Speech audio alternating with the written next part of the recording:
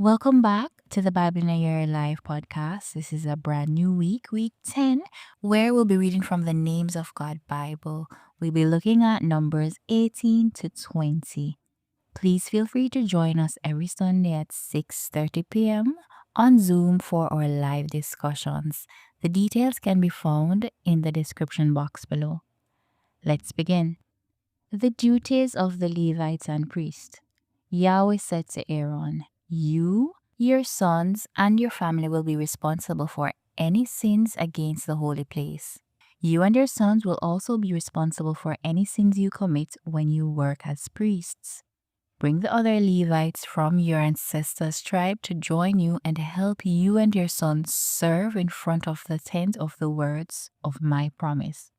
They will work for you, doing whatever work is necessary for the whole tent, but they must not come near the altar or the furnishings in the holy place, or they will die, and you will die too. They will join you and do whatever work is necessary for the tent of meeting, including the maintenance work for the tent, but no one also may come near you. You must be in charge of the work done at the holy place and at the altar. Then I won't show my anger against the Israelites again. I have chosen the other Levites from among the Israelites to help you. They are a gift given to Yahweh to do whatever work is necessary at the tent of meeting. Only you and your sons may do the work of the priests, everything done at the altar and under the canopy. This is my gift to you. You may serve me as priests. Anyone else who comes near the holy place to do this work must die." Contributions for the Levites and priests. Yahweh said to Aaron, "I'm putting you in charge of the contributions given to me. I'm giving you and your descendants all the holy gifts from the Israelites as you share. These contributions will always be yours. That part of the most holy offerings which is not burned belongs to you. It may come from a grain offering, an offering for sin, or a guilt offering. Whatever is brought to me as a most holy offering will belong to you and your sons. Eat it in a most holy place. Any male may eat it. You must consider it holy. The contributions that come as gifts taken from the offerings presented by the Israelites are also yours. I'm giving these to you, your sons, and your daughters. They will always be yours. Anyone in your household who is clean may eat. I'm also giving you the first of the produce they give Yahweh, the best of all the olive oil, and the best of the new wine and fresh grain. The first of all produce harvested in their land that they bring to Yahweh is yours. Anyone in your household who is clean may eat it. Anything in Israel that is claimed by the Lord is yours. Every firstborn male, human or animal, that is brought to Yahweh is yours. But you must buy back every firstborn son and firstborn male of any unclean animal. When they are 1 month old, you must buy them back at the fixed price of 2 ounces of silver, using the standard weight of the holy place. But you must never buy back a firstborn ox, sheep, or goat. They are holy. Throw the blood from these animals against the altar and burn the fat as an offering by fire, a soothing aroma to Yahweh.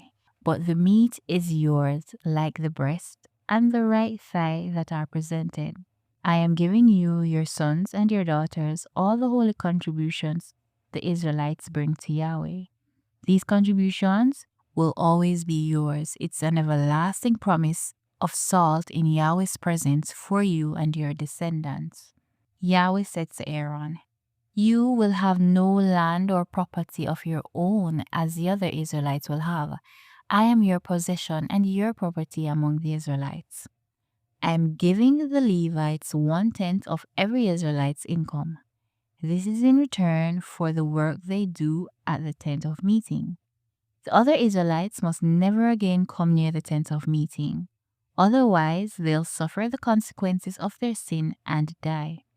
Only the Levites will do the work at the tent of the meeting. They will be responsible for their own sins. This is a permanent law for future generations. They will own no property as the other Israelites will. Instead, I'll give the Levites what the Israelites contribute to Yahweh, 1/10 of the Israelites' income. This is why I said about them, they will own no property as the other Israelites do. Yahweh said to Moses, "Speak to the Levites and say to them, you will take 1/10 of the Israelites' income, which I am giving you as your property. When you do, you must contribute 1/10 of that income as your contribution to Yahweh. Your contribution will be considered to be grain from the threshing floor or juice from the winepress. So you too will contribute 1/10 of your income to Yahweh out of all that you receive from the Israelites' income. You will give Yahweh's contribution to the priest Aaron. Out of all the gifts you receive, you must contribute the best and the holiest parts to Yahweh.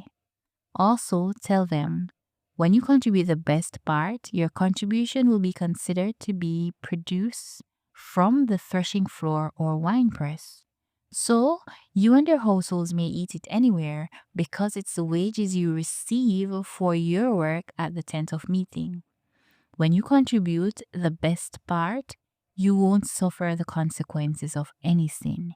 You won't be dishonoring the holy offerings given by the Israelites, and you won't die.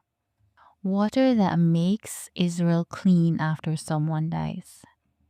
Yahweh said to Moses and Aaron, "This is what Yahweh's teachings have commanded. Tell the Israelites to bring you a red cow that is perfect with no defects. Also, it must never have worn a yoke.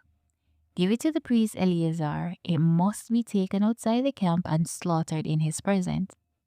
The priest Eleazar will take some of the blood with his finger and sprinkle it 7 times toward the front of the tent of meeting. Then the entire cow, the skin, meat, blood, and excrement will be burned while he watches. The priest will take some cedar wood, a hyssop spring, and some red yarn and throw them onto the burning cow. The priest must then wash his clothes and his body. After that, he may go into the camp, but he will be unclean until evening. The priest who burns a calf must also wash his clothes and his body. He too will be unclean until evening. A man who is clean will collect the ashes from the cow and put them in a clean place outside the camp. They will be kept by the community of Israel and used in the water that takes away uncleanness. The cow is an offering for sin. The person who collected the ashes from the cow must also wash his clothes. He will be unclean until evening. This will be a permanent law for the Israelites and for the foreigners who live with them. Whoever touches the dead body of any human being will be unclean for 7 days. The unclean person must use the water on the 3rd day and the 7th day to take away his sin. Then he will be clean. But if he doesn't use this water on the 3rd day and the 7th day, he will not be clean. Whoever touches the dead body of a human being and doesn't use this water to take away his sin makes Yahweh's tent unclean. That person must be excluded from Israel because the water that takes away uncleanness wasn't sprinkled on him. He is unclean, his uncleanness stays with him. These are your instructions for when a person dies in a tent. Everyone who goes into the tent and everyone who is in the tent will be unclean for 7 days. Every container without a lid fastened on it is unclean. Whoever is outdoors and touches someone who was killed or has died naturally, or anyone who touches a human bone or a grave will be unclean for 7 days. This is what you must do for people who become unclean from touching a dead body. Put some of the ashes from the red cow that was burned as an offering for sin into a container. Then pour fresh water on them.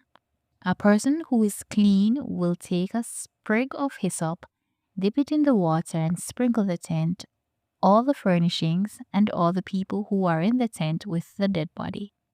He must also sprinkle any person who has touched a human bone or grave, and any person who has touched someone who has been killed or who has died naturally. Any person who is clean will sprinkle these types of unclean people on the third day and the seventh day. On the seventh day, the clean person will finish taking away their sins. Then they must wash their clothes and bodies, and in the evening they will be clean. But if the person who becomes unclean doesn't have his sin taken away, that person must be excluded from the assembly. He has made the holy place of Yahweh unclean. The water to take away uncleanness wasn't sprinkled on him. He is unclean. This will be a permanent law for them. Whoever sprinkles the water to take away the uncleanness must wash his clothes, and whoever touches this water will be unclean until evening.